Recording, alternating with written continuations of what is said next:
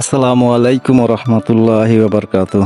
বন্ধুরা সবাই কেমন আছো? আশা করছি অনেক ভালো। তো আজকের বিষয় অনেকে জানতে চাইছেন যে সার্বিয়াতে যে পারমিটগুলো বের হইতেছে, তো ওই পারমিটগুলো আসলে পিপিজিট হয়ে বের হইতেছে নাকি পিপিজিট হওয়ার পরে। তো এই নিয়ে বিস্তারিত আজকের এই ভিডিওতে আলোচনা করব। তো বন্ধুরা সবাই আসলে ভিডিও সম্পূর্ণ দেখতে হবে, ঠিক আছে? না দেখলে আপনারা আসলে কিছু বুঝতে পারবেন না, মিস করে ফেলেন। পরে কমেন্টে আপনারা জানতে চান যে ভাই আসলে আমি 15 দিন 20 দিন অথবা 1 মাস 2 মাস হয়েছে পারমিট পাইছি, এই সেই এগুলা বলেন আর কি। তো যাই হোক, অনুরোধ রইল পুরো ভিডিওটি দেখার জন্য। তো যেটা আসলে আমরা নিউজ শুনতে পাইতেছি এবং কি এমবেসি, সার্বিয়া এমবেসি নিউজ যেটা আর কি, ওদের ওয়েবসাইটে যেটা লেখা আছে যে পিভিজিট হওয়ার পরেই কিন্তু পারমিট বের হয়, কিন্তু এটা এখন উল্টো দিক দেখতে পারতেছি, যেটা বাস্তব আমার সাথেও হয়েছে অথবা অন্য কারো যারা আছে তারাও এই বিষয়টা নিয়ে আর কি কনফার্ম হওয়ার পর কিন্তু আমি ভিডিওটা দিলাম।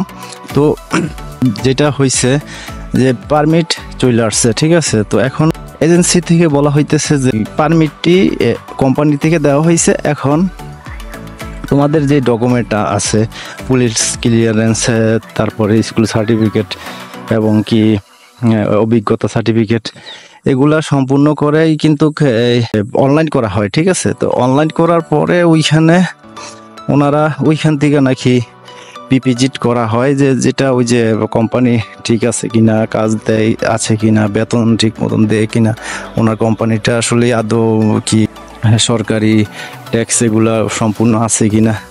এরপরে কিন্তু দেখা গেছে ওইখান থেকে নাকি ওনারা একটা পিপিজিট কোড দেয়, আর যদি না হয় তাই ওইখান থেকে এটাকে ক্যান্সেল করে দেয়, ঠিক আছে? তো ওই পিপিজিট হওয়ার যদি কমপ্লিট হয়, সম্পূর্ণ হয়, কোম্পানি ভালো থাকে, তাইলে কিন্তু তারা ওইখান থেকে পিপিজিট অ্যাপ্রুভ দিয়ে ওইখান থেকে একটা পিপিজিট কোড দেয়, ঠিক আছে?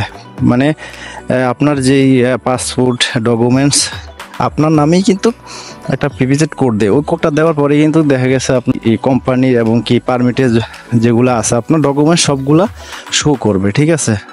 তারপরেই কিন্তু আপনার যারা এজেন্সি আছে তারা ওই কোডটা দিয়েই ভিসার জন্য টাকা সাবমিট করে, এরপরে ভিসা হয়ে নাকি আসে। তো এতটুক আসলে আমি জানতে পারছি, এই জন্যই এই ভিডিওটি আজকে।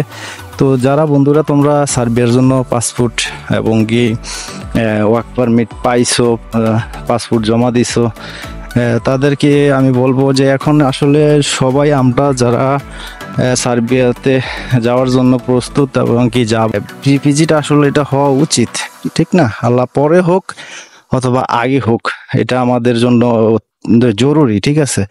এমনও লোক আছে কি আসলে আমরা এখান থেকে যাওয়ার পর কিন্তু আমরা কাজ করার জন্য যাব, ঠিক আছে? আমরা অন্য দেশে যাওয়ার কোনো আমাদের চিন্তা ভাবনা নেই, কারণ এখন বর্তমানে 8 লাখ 8.5 লাখ টাকা দিয়ে আমরা যাইতেছি, ঠিক আছে?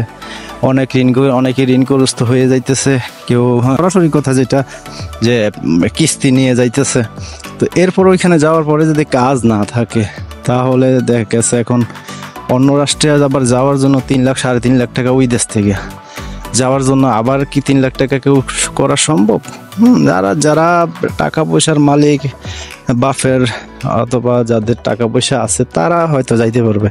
আপনার মতন আমার মতন লোক এইখান থেকে যাওয়ার পরই যদি আমরা আবার এই সিচুয়েশনে পড়ি তাইলে তো যাওয়া সম্ভব না, ঠিক আছে? তাইলে একটা বিপদে পড়ে যাবো। আর পিপিজিট হইলে দেখা গেছে কোম্পানি ঠিক আছে, বেতন দিতেছে, এটা আমি মনে করি ভালো। তো বন্ধুরা এটাই বলবো, পিপিজিট পারমিট হওয়ার আগে আসুক বা পারমিট হওয়ার পরে হোক, ঠিক আছে? আমার কথা হচ্ছে ওই পিপিজিট হওয়া অত্যন্ত জরুরি, ওইটা হইলে আমাদের জন্য ভালো।